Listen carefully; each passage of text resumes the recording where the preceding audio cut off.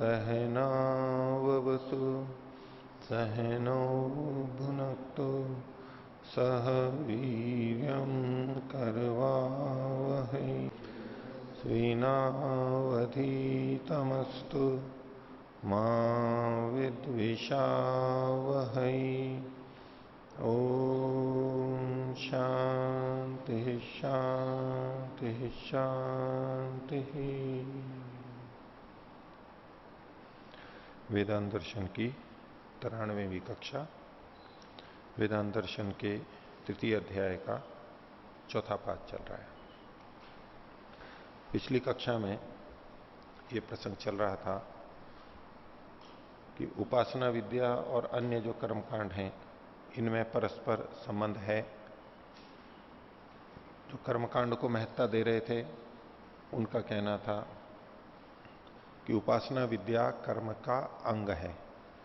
अंग है तो वो छोटा हो गया, उपासना विद्या कर्म के लिए है। और सिद्धांति का कहना था कि उपासना विद्या का कर्मांगत्व नहीं है, उपासना विद्या अपने आप में अलग है और उसका फल भी अलग है। और उसी के लिए शब्द प्रमाण आदि भी प्रस्तुत किए गए थे। तो पूर्व पक्षी ने यह दिखाया था कि देखो, जो अध्यात्म विद्या उपासना विद्या में लगे हैं वो भी कर्म करते हुए देखे जाते हैं, यज्ञ आदि करते हुए देखे जाते हैं। ऐतिहासिक उदाहरण शास्त्रों के वचन दे दिए। तो सिद्धांति ने कहा कि ठीक है, ये भी उदाहरण मिलते हैं, लेकिन अन्य जगह निषेध भी तो किया गया है और विकल्प भी तो दिया गया है कि आप चाहो तो करो, चाहे तो मत करो, उसकी अनिवार्यता नहीं है। जहां उपासना विद्या का प्रसंग आया, उनके कर्तव्य बताए, वहां पर कर्म करने की अनिवार्यता का कथन नहीं है। इसलिए कुछ एक उदाहरणों को देख करके हम सबके लिए नियम नहीं बना सकते कि कर्मकांड करना उपासना वालों को, उपासना विद्या वालों को अनिवार्य है, आवश्यक है। यहां तक कुछ बात हुई थी और इसी विषय में आगे देखेंगे। तो पिछले पार्ट में से किन्हीं को कुछ पूछना है तो पूछ सकते हैं। हाँ आचार्य जी, पृष्ठ संख्या 213 और 18वें सूत्र के भाष्य के अंतिम से तीसरी पंक्ति, एक तैत्तिरीय संहिता का वचन दिया हुआ है। वीरहा वा एष देवानां यो अग्निम उद्वासयते। वीरों को मारने वाला होता है जो अग्नियों को बुझा देता है, देवताओं की अग्नियों को, देवताओं की अग्नियों को। आचार्य जी, जैमिनी आचार्य जी ये कह रहे हैं कि कर्म का अंग विद्या नहीं है, पर विद्या कर्म का अंग है। जी जी, तो वही तो भूल हो रही है। जैमिनी ऐसा नहीं कह रहे जी। तो आचार्य जी, ये इस वचन है कि जब अग्नियां प्राप्त ही नहीं है, हाँ, मतलब अग्न्याधान किया ही नहीं है, हाँ, उस प्रसंग में ये वचन कैसे घटेगा? क्योंकि ये वचन जो है, मैं जहां तक समझ पा रहा हूं, जब कर्मकांड के अंतर्गत जब कुछ क्रिया हो रही हो, वहां जब बुझाने की बात चल रही थी। बिल्कुल ठीक है। कर्मकांड में जब अग्नियां प्राप्त हैं और फिर कोई उसको बुझाता है तो ये गलत है। तो पहले से प्राप्ति है और जैमिनी भी ऐसा ही मानते हैं। ये कहना चाह रहे हैं कि देखो, कर्मकांड की और अग्नि की, यज्ञादि की महत्ता है। जो इसको नहीं करता या छोड़ता है वो गलत है। तो अगर किसी को प्राप्त है और वो बुझा रहा है, जब ये निंदित है, तो इसके साथ साथ वो ये भी जोड़ रहे हैं कि जो इनको नहीं धारण करता है वो भी निंदित है। बीच जो धारण ही नहीं करता है, इनको उपयोगी नहीं करता है, वो भी निंदित ही आ गया। जब बीच में छोड़ रहा है तो निंदित है, तो न करने वाला भी तो निंदित है। उस दृष्टि से भी देख सकते हैं इसको। तो वो श्रेष्ठों को हानि करने वाला वीरहा होता है। ठीक है। मेरी शंका यही थी आचार्य जी। आपने अभी कहा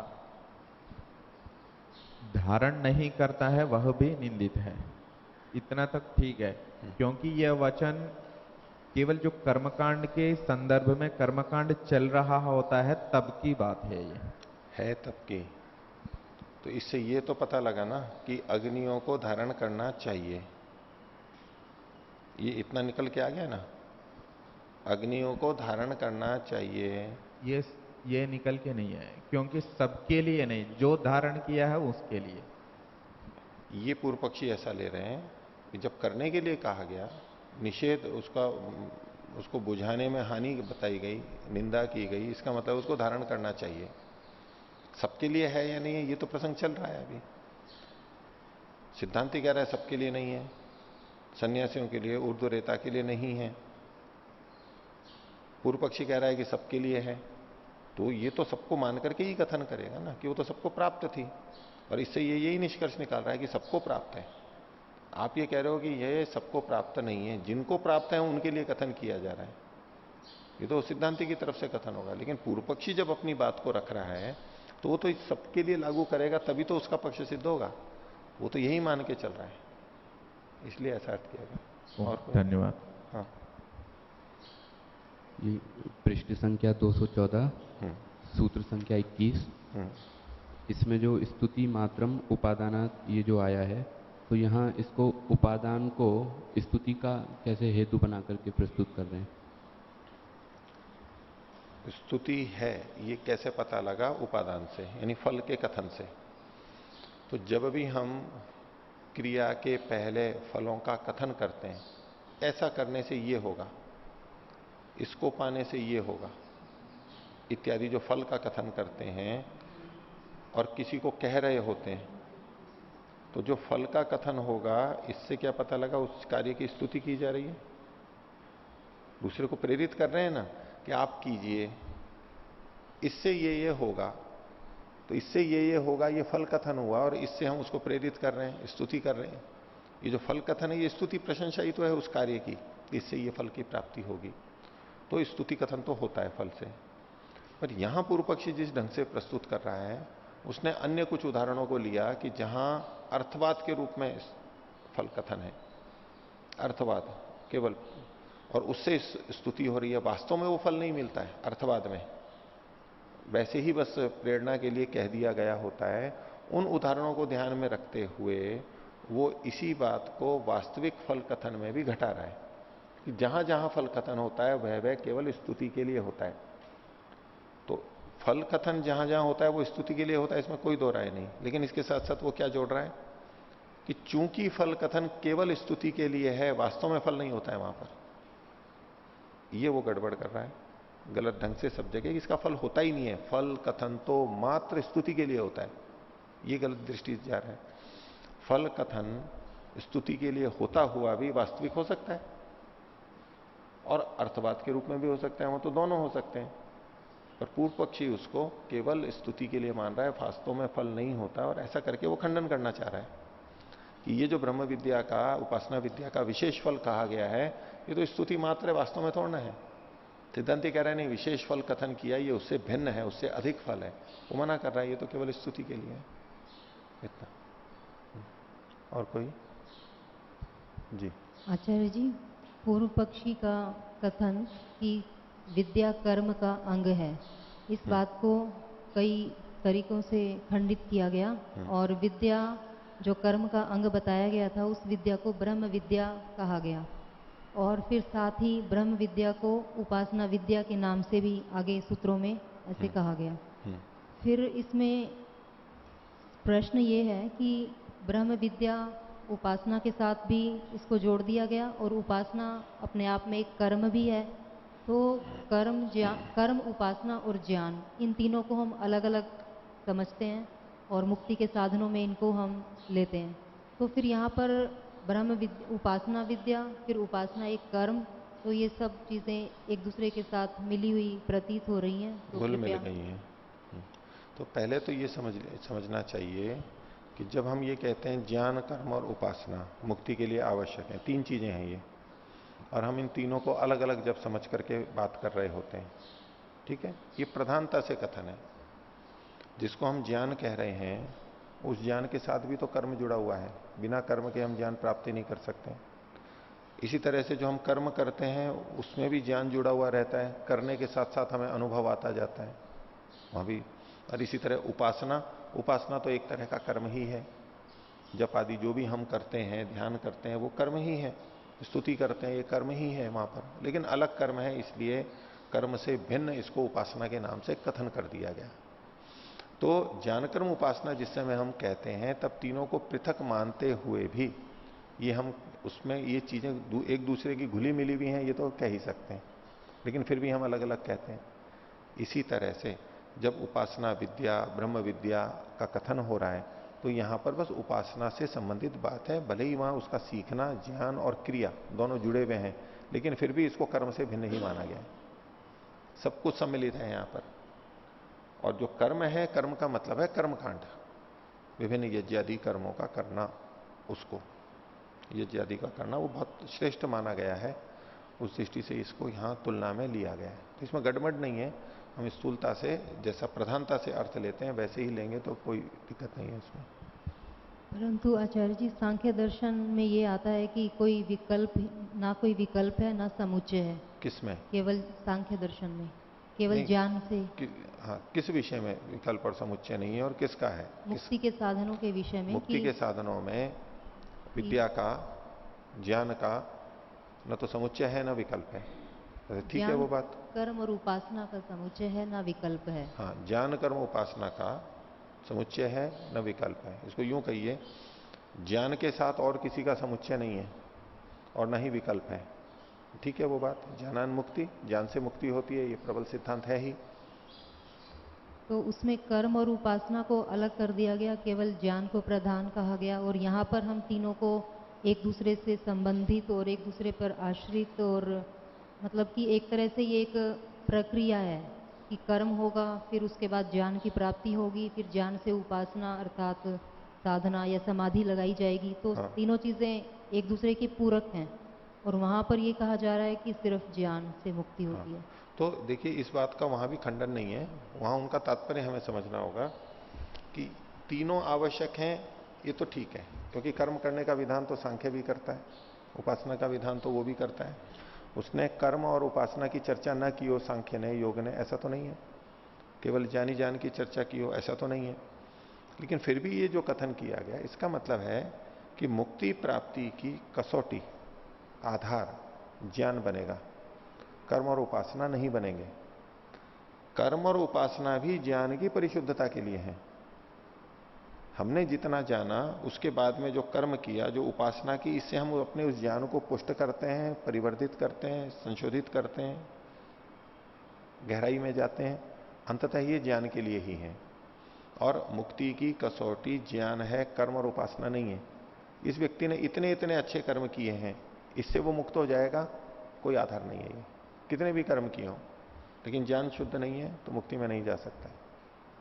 इसी तरह कितनी भी उपासना की हो, घंटों की हो, बहुत लंबे समय तक, कई जन्मों तक की हो, लंबी लंबी उपासनाएं, साधनाएं, तपस्याएं, लेकिन अगर ज्ञान नहीं आया उसको, तो मुक्ति को प्राप्त नहीं कर सकता है। कसौटी तो ज्ञान ही होगा। अविद्या का नाश वो कोई कर्म करते हुए भी कर सकता है, कम उपासना करते हुए कर सकता है, कोई अधिक उपासना करते हुए और कम कम करते हुए, कर्म करते हुए कर सकता है, कोई अनुभव से सीख सीख करके ही ज्ञान प्राप्त कर सकता है, कोई शास्त्रों को पढ़ पढ़ के ज्ञान प्राप्त कर सकता है। दोनों ही तरह से हो सकता है। शास्त्रों को भी जब हम पढ़ते हैं, ये हमारे पूर्वज ऋषियों के बताए हुए अनुभव हैं। जब कई बार हम शास्त्र का और इसका खंडन करने लग जाते हैं तो पढ़ी पढ़ाई बात है, पुस्तकों से क्या होता है, अनुभव से होता है। भाई ये अनुभव ही तो लिखे हुए हैं, पूर्व ऋषियों के लिए, हमारे लिए अभी शब्द प्रमाण है, लेकिन एक व्यक्ति अनुभव तो बता रहा है ना, इतना तो हमें सहायता हो गई।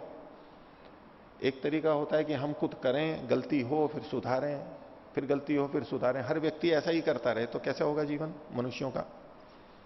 हर व्यक्ति दूसरे से कुछ भी ना सीखे, स्वयं ही करते हुए जो गलतियां हो उससे सीखता जाए, क्या प्रगति होगी? उन्हीं गलतियों को वो हर व्यक्ति बार बार करता रहेगा और उसी में समय लगता रहेगा। हम एक दूसरे की गलतियों से, फिर गलतियों के बाद उन्होंने क्या समाधान किया, उसको थोड़े से समय में जान लेते हैं। जिस बात को कोई व्यक्ति पूरे जीवन में सीखा है, दशकों लग गए उसके, तब वो एक बात समझ में आई उसको और वो लिख करके चला गया। उसको हम एक दिन में, एक घंटे में भी पढ़ सकते हैं, 5 मिनट में पढ़ सकते हैं और सावधान हो सकते हैं। उसको जीवन लग गया पूरा। तो मनुष्यों की जो प्रगति है उसमें दूसरों के अनुभवों का लाभ लेकर के आगे बढ़ने की प्रवृत्ति है, और इससे कोई बच नहीं सकता है। और यही तो शब्द प्रमाण है। वेद का है तो वेद का भी ऐसा ही है, परमात्मा का ऐसा ही ज्ञान अनुभव है। और परमात्मा को छोड़ भी दो तो ऋषियों का, पूर्वजों का जो है तो अनुभव तो हम लेते ही हैं। तो ये तीनों आवश्यक हैं लेकिन अंतिम जो स्थिति है वो ज्ञान ही है। योगांगानुष्ठानात अशुद्धि क्षय ज्ञान रीति अविवेख्याते। योगांगों का अनुष्ठान ये क्रिया कर्म के अंतर्गत आ गया, उपासना भी आ गई इसके अंतर्गत, ईश्वर प्रणिधान भी आ गया इसमें। अशुद्धि का क्षय होगा, ज्ञान की दीप्ति होगी विवेक ख्याति पर्यंत। ये पूरे योग का सार आ गया इसमें। अंत में किसकी प्राप्ति हो रही है, ज्ञान की या उपासना की? उपासना तो साधन बन रहा है, यहां पर यम नियम साधन बन रहे हैं, ईश्वर प्रणिधान साधन बन रहा है, स्वाध्याय साधन बन रहा है, वो जो ज्ञान की प्राप्ति हो रही है। इसलिए अंतिम दृष्टि से, कसौटी की दृष्टि से सांख्य दर्शन का कथन ठीक है। कोई ये ना समझ ले कि ज्ञान को छोड़ो मैं तो कर्म करता रहूंगा और मुक्ति हो जाएगी। कोई ये ना समझ ले कि कर्म और ज्ञान को छोड़ो मैं तो उपासना करता रहूंगा और मेरी मुक्ति हो जाएगी। आपको ऐसे व्यक्ति आज भी खूब मिलेंगे। कर्म करने वाले बहुत कहते हैं मानव सेवा है, ये करेंगे, कर्म करेंगे, बस इसी में ही मुक्ति है, हमारे को तो यही उपदेश मिला है। ठीक है, उपदेश एक स्तर पर ठीक माना जा सकता है, लेकिन अंतिम दृष्टि से तो ये कोई उपदेश नहीं हुआ।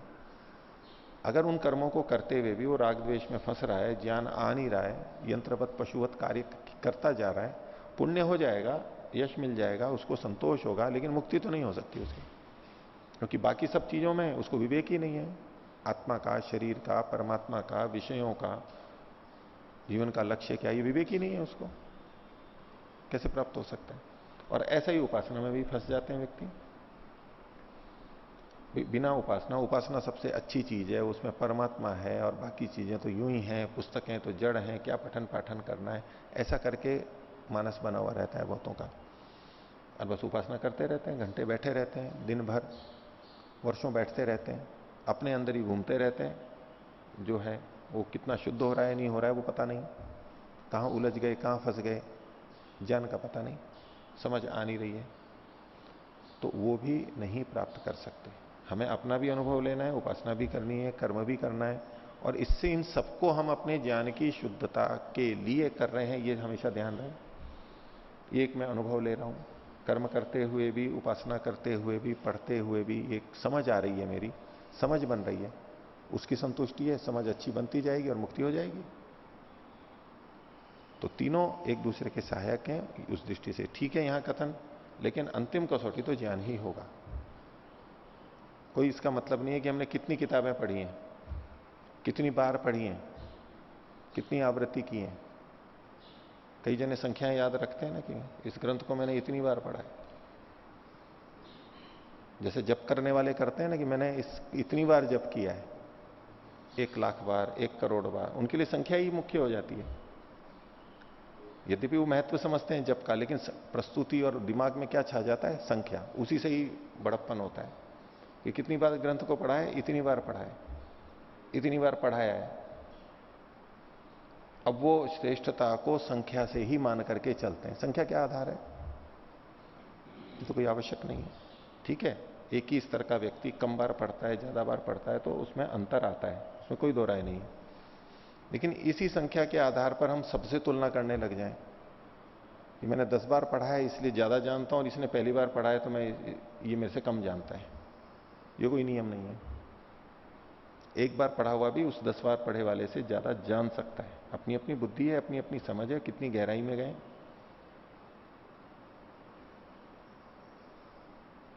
तो इन सब का कोई महत्व नहीं है, हमने उससे सीखा कितना है, अनुभव कितना लिया है, बस वही पता, वही अंतिम चीज है। योग शिविर कितने किए हैं, कहते रहते हैं 5 कर लिए, 10 कर लिए, 20 कर लिए, 25 कर लिए, ये क्या मतलब है उसका? अब कोई एक ही शिविर करता है और उसने अपनी स्थिति बना ली, वो वर्षों तक कर रहा है, उस स्थिति नहीं बनी उसकी। ठीक है, और कोई किसी को? आगे चलेंगे। तो पीछे हमने जो 25वां सूत्र देखा था, आज 26वां चलेगा। ये वेदांत दर्शन के 3य अध्याय का 4th पाठ, पृष्ठ संख्या 216। तो 25वें में ये कहा था, अतएव च अग्निंधनादि अनपेक्षा, अग्नि ईंधन, अग्नि को जलाना करना, उसकी अपेक्षा नहीं है, आवश्यकता नहीं है, अनपेक्षा करें तो ठीक है, नहीं तो नहीं। तो इसके संदर्भ में एक बात उठाई जा रही है, यद्देवम तरही, यदि ऐसा है तो। एक वचन उद्धृत किया जा रहा है बृहदारण्यक उपनिषद का, तमे तम वेदानुवचनेन ब्राह्मणा विविदिशन्ति यज्ञेन दानेन तपसा अनाशकेन इयम यज्ञादि विधायिका श्रुतिर विपद्यते। ये जो वचन कहा गया इसमें क्या है, तम एतम, उसको किसको, परमात्मा को, ब्रह्म को, यानी ब्रह्म विद्या उपासना विद्या का प्रसंग है ये। उस परमात्मा को वेदानुवचने न, वेद के अनुवचन से, वेद को बार बार बोलने से, पढ़ने से, आवृत्ति करने से, स्वाध्याय करने से, ब्राह्मणा विविदिशन्ति, ब्राह्मण उसको जानना चाहते हैं। ब्राह्मण लोग परमात्मा को बार बार स्वाध्याय करते हुए जानना चाहते हैं। तो इनका अध्ययन भी परमात्मा को जानने में एक सहायक है, एक उपाय है। और क्या करते हैं, यज्ञ न, यज्ञ के द्वारा। तो जैसे वेदानुवचने न कहा गया वैसे ही एक साधन बता दिया, यज्ञ के द्वारा भी उसको जानने का प्रयास करते हैं। फिर का दाने न, दान के द्वारा भी जानने का प्रयास करते हैं। तपसा, तप के द्वारा भी उसको जानने का प्रयास करते हैं। और अनाशके न, अशन न करते हुए, खाना न खाते हुए, यानी उपवास से भी उसको जानने का प्रयास करते हैं। सबके साथ में ये घटेगा। तो परमात्मा को जानने के प्रयास में यज्ञ भी तो कहा गया है। परमात्मा को जो जानने में लगा हुआ है उसको ये सब चीजें करनी होंगी, अलग अलग नहीं, अलग अलग समय में करेंगे, लेकिन सब चीजें करनी है, ये इस वाक्य से पता लग रहा है। उसको वेद का स्वाध्याय भी करना होगा, यज्ञ भी करना होगा, तप भी करना होगा, उपवास भी करना होगा, दान भी करना होगा। ये सब चीजें हैं, इनसे वो परमात्मा को जानता है। इस वचन के द्वारा पूर्व पक्षी कहना चाह रहा है कि यज्ञ भी यहां कथन किया गया है और वो ब्रह्म की प्राप्ति में उपाय के रूप में बताया गया, तो वो अनिवार्य है, वो करना ही पड़ेगा। ब्रह्मोपासक उसको हटा दें, ये ऐसा नहीं हो सकता, साथ में लेगा ही होगा, ये वचन कह रहा है। तो यदि आप ये कहते हो कि ब्रह्मोपासकों के लिए यज्ञ करना अनिवार्य नहीं है, तो ये जो शास्त्र वचन है ये खंडित होगा, इसके विरुद्ध जाओगे आप। ठीक है, तो इयम यज्ञादि विधायिका श्रुतिर विपद्यते, वो विपन्नता को, नाश को प्राप्त होगी। अत्रोच्यते, अब इसके विषय में उत्तर दिया जा रहा है। भूमिका में आक्षेप है, प्रश्न है, और सूत्र में उत्तर दिया जा रहा है। 26वां सूत्र, सर्वापेक्षा च यज्ञादि श्रुते है अश्ववत। ये यज्ञादि श्रुते है, यज्ञादि की जो श्रुति है इन वचनों में, ये सर्वापेक्षा, सबकी अपेक्षा से है, सबको ध्यान में रखते हुए ये की गई है। सबको मतलब सबके लिए है ये केवल मुक्ति प्राप्ति करने वाले हैं उनके लिए नहीं, सबके लिए है। कैसे, अश्व के समान। वो अश्व के समान क्या है, उसको उदाहरण भाष्य में ही देखेंगे। और इस सूत्र को, उदाहरण को दो ढंग से इन्होंने लिखा है, सूत्रार्थ दो ढंग से किया है इन्होंने। तो पहले पहला वाला देखते हैं।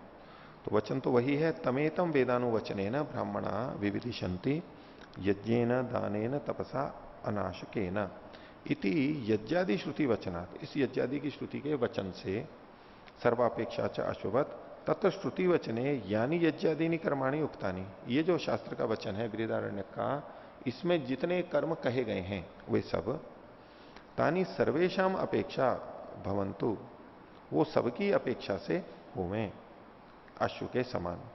कैसे, यथा अश्वस्य साधनाय प्रथमम नियंत्रण कर्माणि अपेक्षन्ते न सिद्धे अश्वे। एक घोड़ा है नया नया, उसको साधना है, उसको सिखाना है, उस पर बैठेंगे, उसको तांगे में लगाएंगे, रथ में लगाएंगे, उसको भगाएंगे, ये जो साधना होता है उसके लिए कुछ कर्म किए जाते हैं। वो कर्म कब तक किए जाते हैं, जब तक वो सध नहीं जाता है। और जब वो सध जाता है तो उन कर्मों को छोड़ देते हैं, उन कर्मों की आवश्यकता ही नहीं होते। तो ये जो यज्ञादि कर्म हैं, ये किसी साधक के लिए, उपासक के लिए, धार्मिक व्यक्ति के लिए साधने की तरह से है। उसका मन सध सके, उसके लिए ये उपाय कहे गए। और जब मन सध गया है, वो उस मार्ग पे चल पड़ा है, तब इनकी आवश्यकता नहीं है। घोड़े को साधने के समान है, मन रूपी घोड़े को साधने के समान है ये। न सिद्धे अश्वे तथा यावत विद्वान न स्यात् तावत तत्र श्रुतौ प्रतिपादितानि यज्ञादि कर्माणि अपेक्षते जनः। जो सामान्य मनुष्य है वो जब तक विद्वान नहीं हो जाता है तब तक उसके लिए ये सारे कर्म अपेक्षित होते हैं, उसको करने होते हैं, तभी तक के लिए है। अर्थात इसकी अनिवार्यता नहीं है कि सबको सदा करने ही चाहिए, ये इनका कहना है।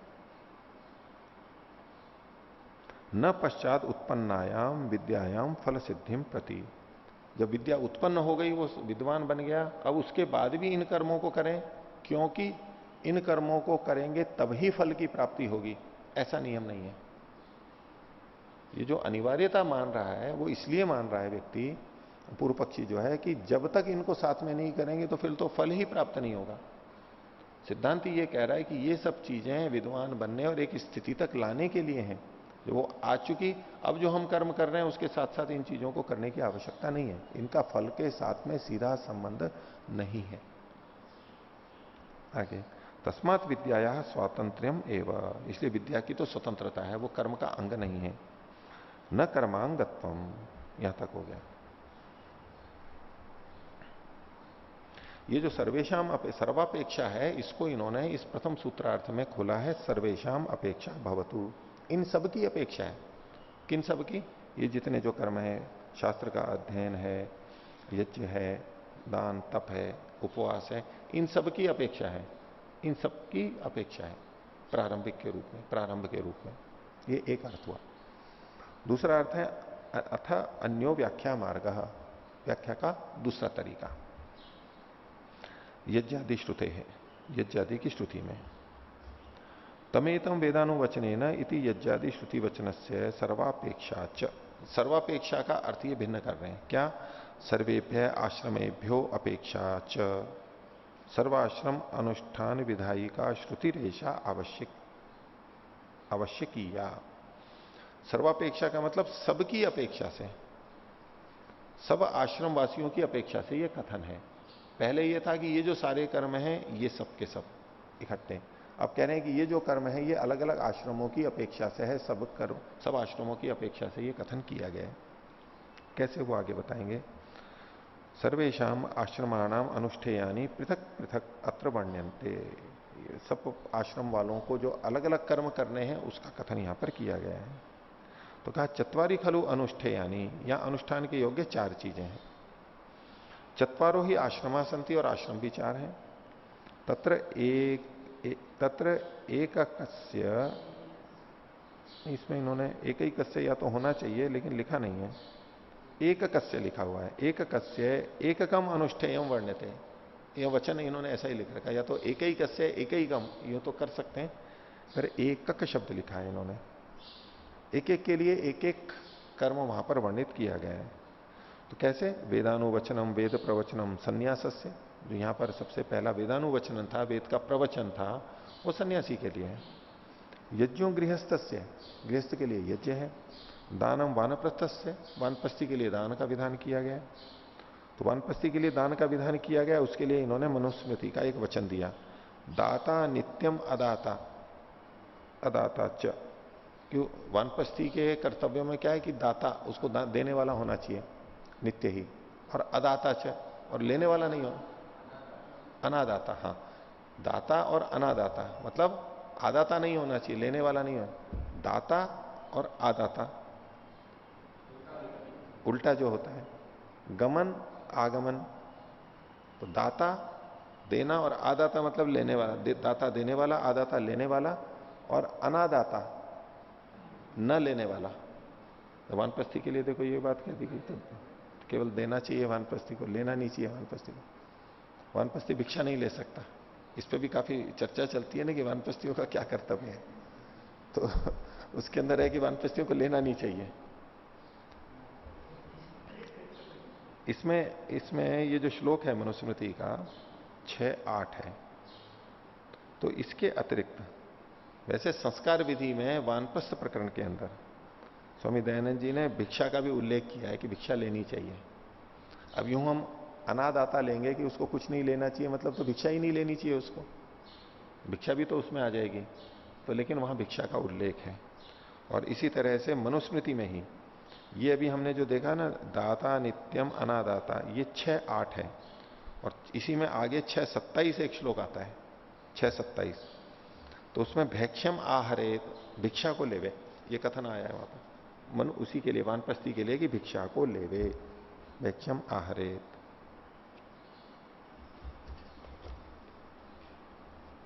तो उससे फिर अगर हम दोनों की संगति लगाएंगे तो यूं होगा कि वैसे तो देता ही रहे, ले नहीं किसी से, लेकिन केवल भिक्षा भिक्षा के लिए दूसरों से ले ले, इतना मान सकते हैं।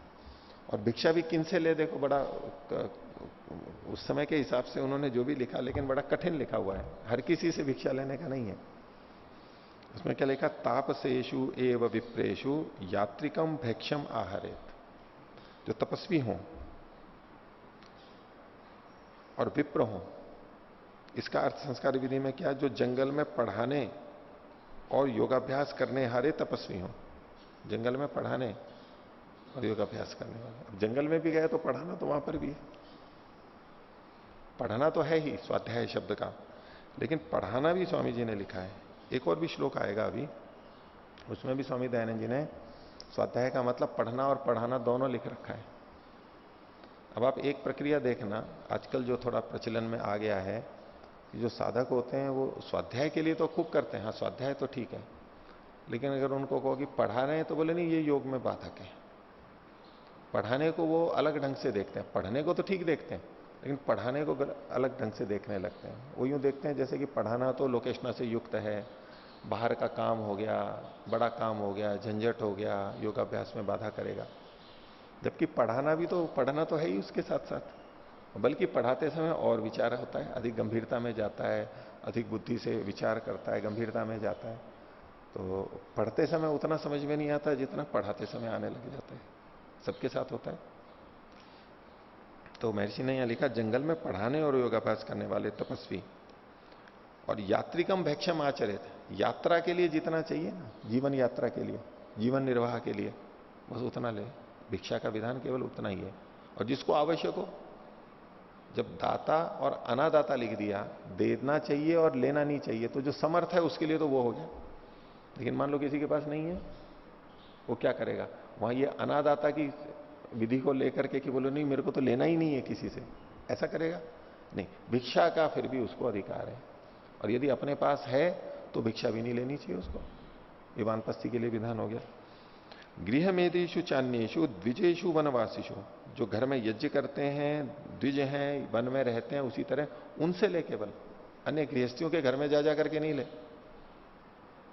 वानप्रस्थी कहां से लेगा, जहां वो जंगल में रह रहा है वहां जो दूसरे सन्यासी हैं, तपस्वी हैं, समर्थ हैं, उनसे लेगा केवल। नहीं तो वो वन से गांव में आएगा, बार बार गांव के लोक व्यवहारों में बीच में आएगा, उस तरह का खाना लेगा, करेगा, तो वो भिक्षाचरण नहीं है, उस तरह का है। ये जो विशेषण लगाए वो इसीलिए तो लगाए, तपस्वी से, विप्र से, जो घर में यज्ञ करते हैं उनसे, द्विज हों और वन में रहते हों, उनसे केवल यात्रा मात्र के लिए ले, क्योंकि उनके पास भी कोई ज्यादा तो है नहीं, वो भी कोई कमा थोड़ा रहे हैं, पहले का जो इकट्ठा है उसी से तो काम चला रहे हैं, या पुत्र आदि दे जाते होंगे, उससे काम चलाते होंगे। तो जब वानप्रस्थ में ये देता है तो गृहस्थ आश्रम में कुछ संचित तो करेगा वो, तभी तो वानप्रस्थी बन करके देगा लोगों को या अपना काम चलाएगा। लेकिन मांगने के लिए मना है, वो सन्यासी के लिए फिर हो गया, ब्रह्मचारी के लिए हो गया। ब्रह्मचारी मांग सकता है, ले सकता है, और सन्यासी ले सकता है, वानप्रस्थी के लिए नहीं है। यानी गृहस्थ में ही उसको इतना ले लेना चाहिए, कमाना चाहिए, इतनी मेहनत करनी चाहिए कि वानप्रस्थ के काल में उसको किसी से लेना ना पड़े। तो आजकल की पेंशन व्यवस्था सरकार ने चालू कर रखी है, वैदिक विधान को लागू करने के लिए भी इनको कोई चिंता नहीं हो, पर लोग उसका प्रयोग वैसे नहीं करते। ठीक है,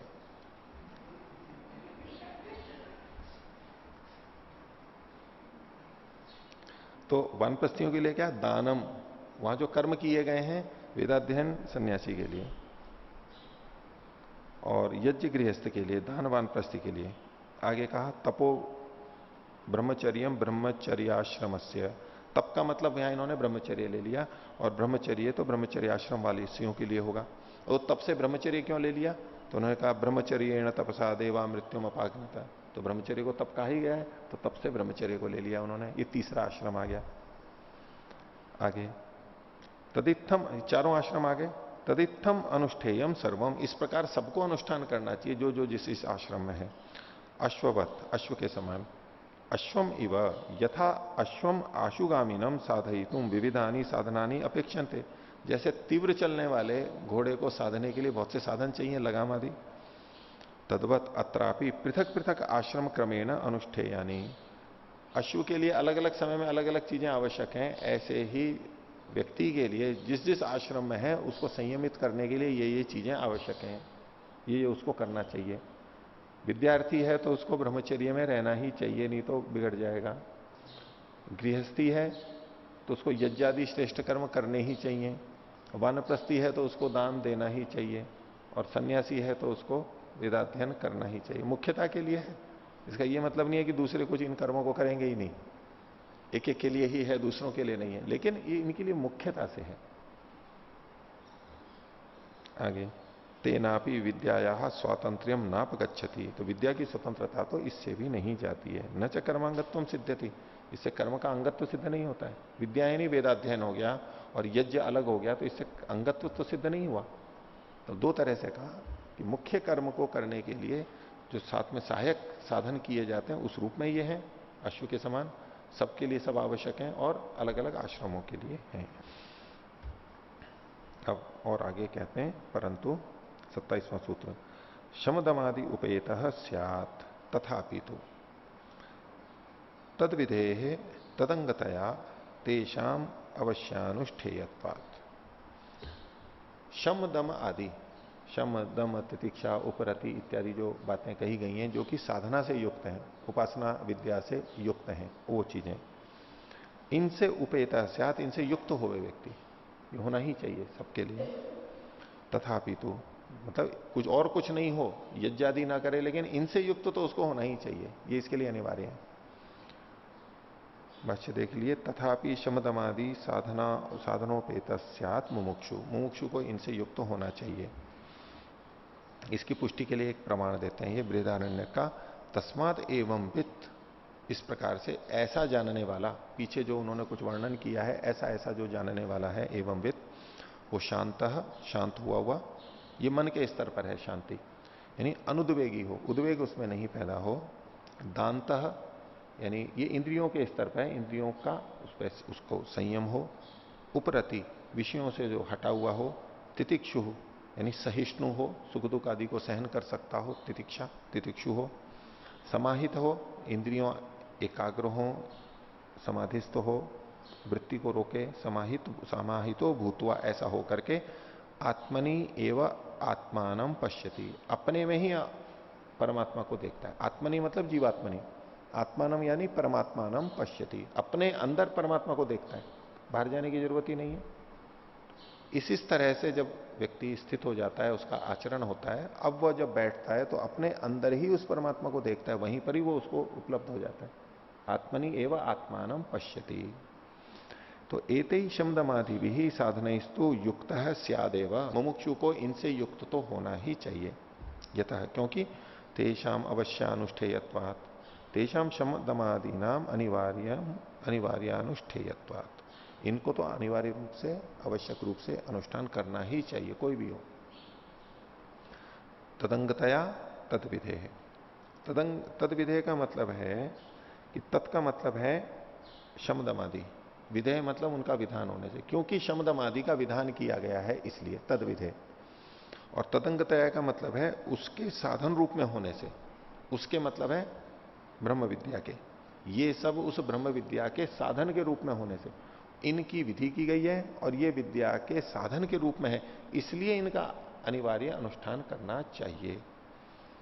तो तेषाम तदंगतया तद्विदेश्च शमदमादि अंगत्वेन विद्याया और तद्विधानात् शमदमादि विधानात्, तो विधान में तो कोई बात ही नहीं है, शमदमादि का विधान किया गया।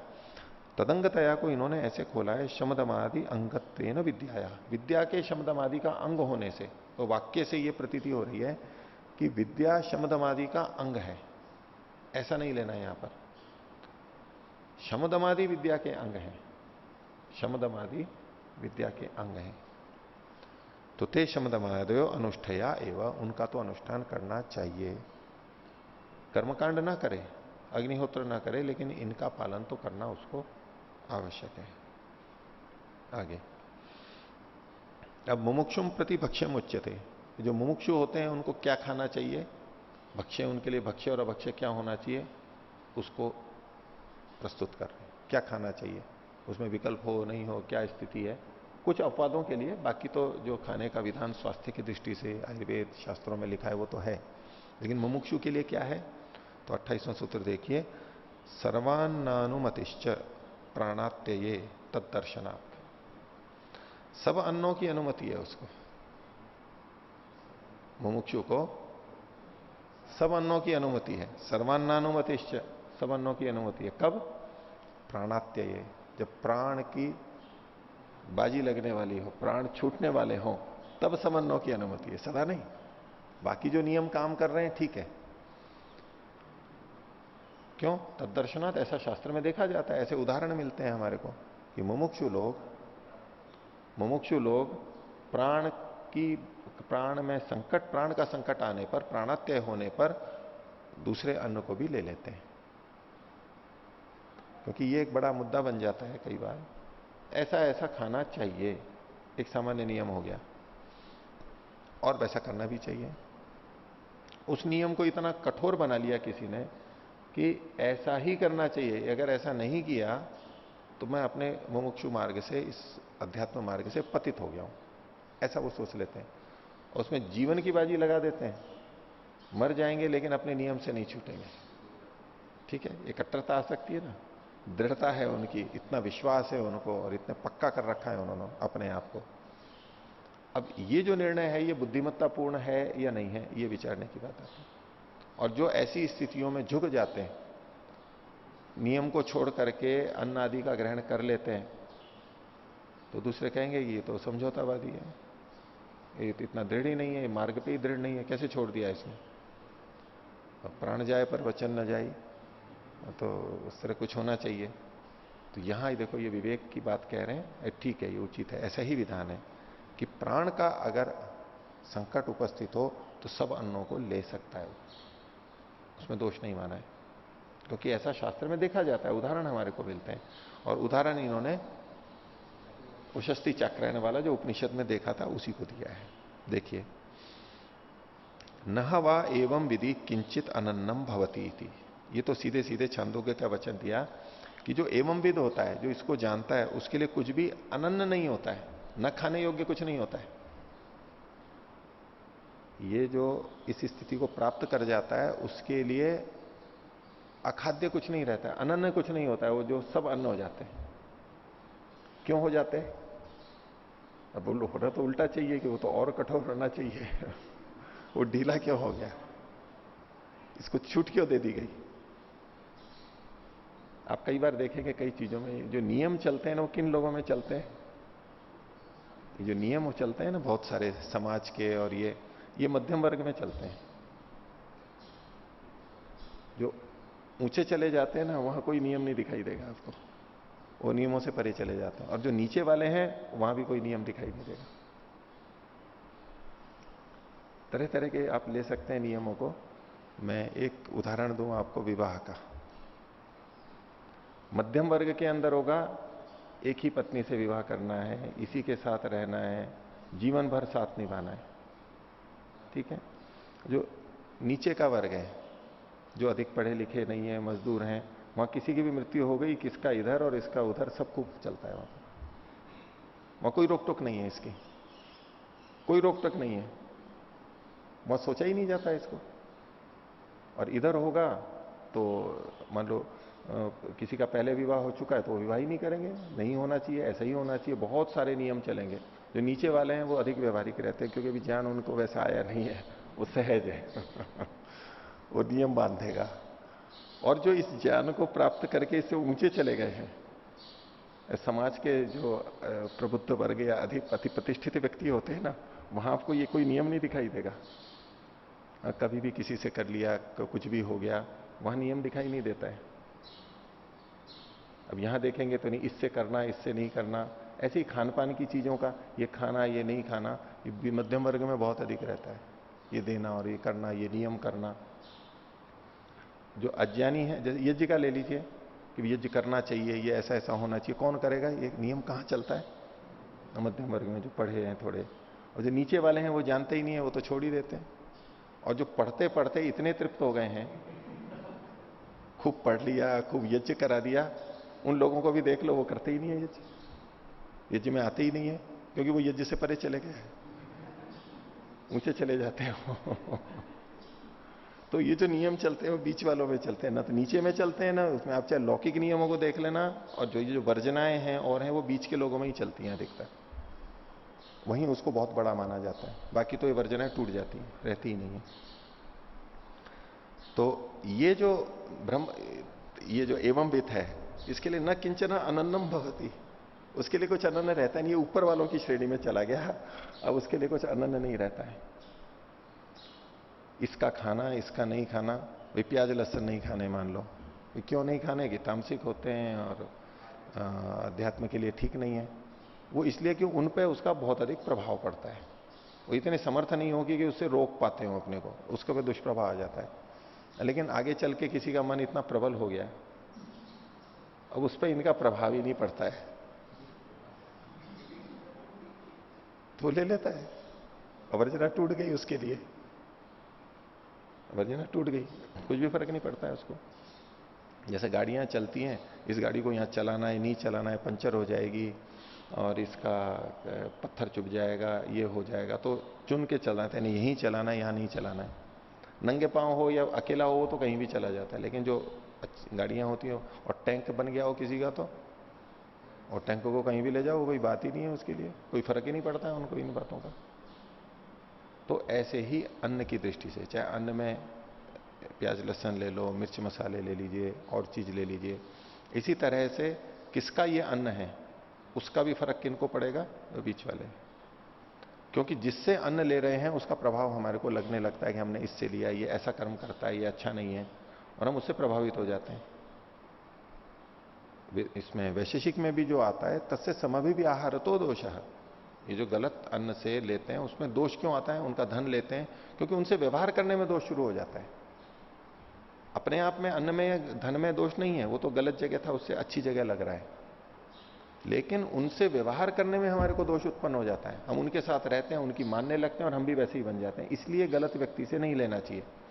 लेकिन अगर कोई उस स्थिति में चला गया है, उसका उनसे, उन पर प्रभाव ही नहीं पड़ रहा, उल्टा वो उनको प्रभावित कर सकता है, और नहीं तो कम से कम उनसे प्रभावित नहीं हो रहा है वो, तो उसके लिए तो वो भी ग्राह्य हो जाता है। क्योंकि जो हानि होनी है वो तो होनी ही नहीं है उसको। जिनको हानि की संभावना है उनके लिए नियम बनाया गया है। तो देखिए, न हवा एवं विधि किंचित अनन्नम भवती, उसके लिए कुछ अनन्न नहीं होता है, उसके लिए सब अन्न ही अन्न होते हैं, सब उचित होते हैं। दूसरा बृहदारण्य का कहा, न हवा अस्य अनन्नम जगधम भवती, वो जितना भी कुछ खाता है वो अनन्न खाता ही नहीं है, होता ही नहीं है उसका। तो इसका एक अर्थ तो यह है कि वो गलत चीज खाता ही नहीं है, अनन्न को खाता ही नहीं है। और इसका दूसरा अर्थ क्या है? वो जो भी खाता है वो अनन्न नहीं होता है, वो अन्न ही बन जाता है। अब कोई रुग्ण व्यक्ति हो, वो खाने पीने में 10 चीजें देखेगा, ये खाऊं नहीं खाऊं, ये खा लिया तो ये हो जाएगा, ये हो जाएगा, उसके लिए अनन्न होता है। और जो बलिष्ठ है, स्वास्थ्य अच्छा है, मेहनती है, उसको तो सोचने का कुछ होता ही नहीं है। वो जो भी खाएगा उसके लिए अनुकूल हो जाएगा, क्योंकि उसकी सामर्थ्य ऐसी है। वो भोजन के बीच में पानी पीने की बात और बाद में पीने की बात तो आपने सुनी होगी ना, वो जो चुटकला कहा जाता है। वो वैद्य जी ने देखा कि उन्होंने खाना खा के 4 रोटियां खा करके ऊपर से पानी पी लिया। तो वैद्य जी ने कहा उनको कि भाई ये कैसे कर रहे हो, अंत में पानी पी रहे हो? तो बोले कब पीना चाहिए? बोले बीच में पीना चाहिए। तो 4 रोटियां और उसकी अपने भाई की या पत्नी की रखी हुई थी, बोले ठीक है चलो ये खा लेता हूं, बीच में हो गया। और जो बलवान होते हैं, उसमें आयुर्वेद में भी आता है, तो विरुद्धम वितथम भवेत, ये जितने विरुद्धाहार हैं, ये नहीं करना चाहिए, इसके साथ ये नहीं खाना चाहिए, जो बलवान है, व्यायामशील हैं, उनके लिए सारा विरुद्ध, जिनकी अग्नि अच्छी है, ये सारा विरुद्ध वितथ हो जाता है, वो उनको हानि नहीं करता है, उनका शरीर ही ऐसा होता है।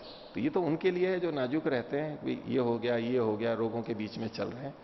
तो जो जैसे बलवान हो जाता है उसके लिए कुछ अनन्न नहीं होता है, वो सब चीजें चलती है। वो कहते हैं हमारे को तो कुछ भी नहीं पड़ता, ठीक है, उनके लिए नहीं है। लेकिन जो संवेदनशील है उनको तो थोड़ी भी गड़बड़ होते ही प्रभाव पड़ता है।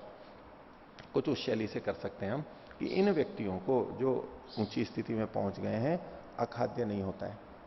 देखने का ले लीजिए और सूंघने का ले लीजिए। जो मध्य के स्तर के हैं उसको बहुत संयम रखना पड़ेगा, इसको देखूं या नहीं देखूं, इसको सूंघूं या नहीं सूंघूं, इसको स्पर्श करूं या नहीं करूं, बहुत सारे नियम काम करेंगे। लेकिन जब ऊपर चला गया है वो किसी को भी देख लेता है तो उसको फर्क नहीं पड़ेगा, वो कुछ भी सूंघ ले कुछ भी स्पर्श कर ले तो उसको फर्क ही नहीं पड़ेगा। लेकिन जब साधना में चल रहा है तो उसके लिए बहुत सारी वर्जनाएं रहती हैं कि आप ये नहीं करो, ये नहीं करो, ये नहीं करो, क्योंकि उनके फर्क पड़ता है उसका और उनको नियमों का पालन करना चाहिए।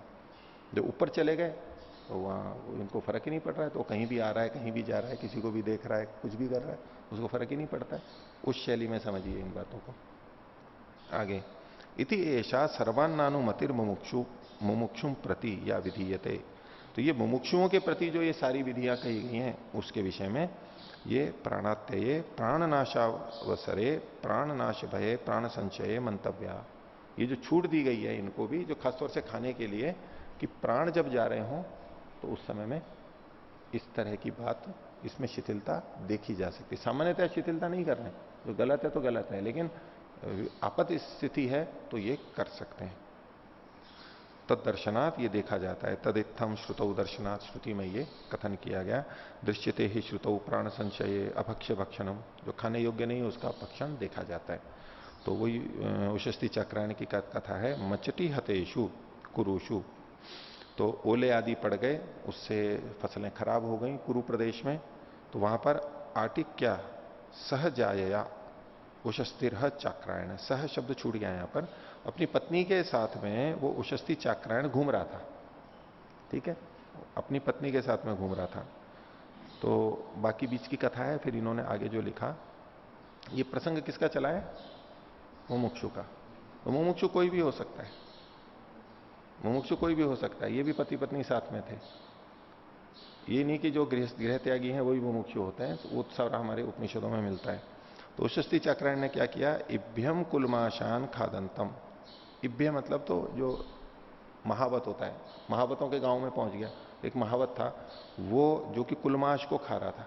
कुलमाश मतलब जो बाकड़ी होती है, उबला हुआ है, उबाल के जो अन्न को नरम कर लेते हैं ना, जैसे कि चने बिकते हैं ना बहुत बार सारे, मोठ भी होते हैं, मोठ को भी उसको उबाल लेते हैं, साबत रहते हैं, लेकिन जैसे वो चना जोर गरम या चना मसाला करके बेचते हैं ना, नींबू वीबू डाल के, वो उस तरह का कुछ वो, और या वो साबत जो चीज है उसको खाते हुए उसने भिक्षा की। तम होवाच न इतो अन्ये विद्यन्ते यच्च इमे उपनिहिता इति। तो उस महावत ने कहा कि मेरे पास जो रखे हैं बस वही हैं, इससे अतिरिक्त नहीं है मेरे पास में। और उनको वो खा रहा था, वो झूठे हुए थे, झूठे हुए, तो झूठा खाना अभक्ष्य है। तो उसने कहा कुशस्ति चक्रायण ने, एतेषाम में देही इति होवाच, मेरे को तो दे दो ये। जब उसने ले लिए तो उसको लग गया कि ये तो झूठा खा लेता है। तो तान अस्मयी प्रददौ, उसने दे दिए महावत ने कुशस्ति चक्रायण को। फिर कहा हंत अनुपानम इति, तो बोले कि आप ये अनुपान ले लो, पीछे से जो बाद में पानी पीते हैं वो अनुपान हो गया ऊपर से। हंत अनुपानम इति उच्छिष्टम वही में पीतम स्याद इति होवाच, बोले यदि मैं ये पानी पी लूंगा तुम्हारा तो फिर मैं झूठा मैंने पिया है ऐसा दोष आ जाएगा। अब ये व्यवहार की उसकी दुविधा थी कि जहां अनुकूल पड़ा वहां तो ले लिया और नहीं तो नहीं लिया, जहां ऐसा, ये द्वैविध्य नहीं है। जितना आवश्यक है, जितना झुकना था वहीं तक ही झुका, उससे ज्यादा नहीं झुका। और कई बार व्यवहार में भी कह देते हैं ना किसी को कि आपने ये किया, फिर दूसरा कुछ वो कह के यहां कर लो इसको, आपने वहां भी तो किया था, ये भी वहां किया था, किसी कारण से मजबूरी में किसी ने कर दिया, तो इसका ये मतलब है कि आप हर जगह उसी तरह से करवाने लगोगे। वहां झूठ बोल दिया था, बोले यहां भी तो आप तो बोलते हो झूठ, बोलो यहां पर भी, ये तो कोई बात नहीं हुई। लेकिन लोग कहते हैं कि आप तो वहां भी गए थे, आपने तो वो भी खाया था, आप तो ये करते हो। ठीक है यहां भी करो, चलो किसी परिस्थिति में हुआ, गलती हो गई या जो भी हुआ, समझौता हुआ, करना पड़ा, क्या परिस्थिति थी, उसका ये मतलब नहीं होता है कि सब जगह हो। तो जहां उचित है, वहां जहां बच सकते हैं वहां बचना चाहिए। तो उसने पानी पीने से मना किया। नस्विदेते अपनी उच्छिष्टा इति, उसने कहा क्या ये उच्छिष्ट नहीं है, ये नहीं थे उच्छिष्ट, तो नवा अजीविष्यम ईमान अखादन इति होवाच कामों में उदपानमिति। बोले इसको नहीं खाता तो मैं जी नहीं सकता था, आज का जीवन नहीं चलता मेरा, भूख लग रही थी बहुत, लेकिन पानी तो मेरे पास है, इसलिए मैं वो नहीं ले रहा हूं। तो इति अत्र एभ्याद उच्चिष्ठान कुलमाशान याचित्वा उशस्ति चाक्रायण प्राण संचय हेतु मुक्तवा चखाद। तो महावत से उच्चिष्ट कुलमाशों को लेकर के याचना करके उशस्ति चाक्रायण प्राण संचय में हेतु दे करके उसको ले लिया था। तदित्थम अभक्ष्य भक्षणम प्राण संचय मुमुक्षु नाम कर्तव्य अस्ति। मुमुक्षों के लिए भी ये कर्तव्य है कि अपने प्राण की रक्षा करे, शरीर की रक्षा करे, ये बहुत महत्वपूर्ण चीज है। इन छोटी छोटी बातों में ला करके अपने जीवन का त्याग कर दे, ये ठीक नहीं है। न ही एतत् ब्रह्म विद्या विरोधी कृत्यम, ये ब्रह्म विद्या का विरोधी कृत्य नहीं है। ये झूठा जैसे खा लिया, ऐसे कुछ अभक्ष्य खा लिया तो ब्रह्म विद्या का विरोधी नहीं कहलाएगा। किंतु तत्सहकारित्वम एवं भजते, उसका सहायक बनता है, ताकि जीवन बचेगा तो फिर आगे वो कर सकेगा साधना को, तो इस सहायक के रूप में देखा जाता है। ठीक है, तो आज का पाठ इतना ही रखते हैं, ये विषय थोड़ा और आगे चलेगा। प्रणवतन